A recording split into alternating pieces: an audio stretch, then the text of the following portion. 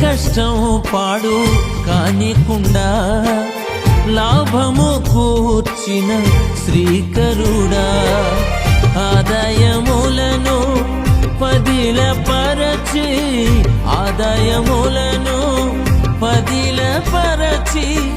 ఆధిక్యమిచ్చేవాడా,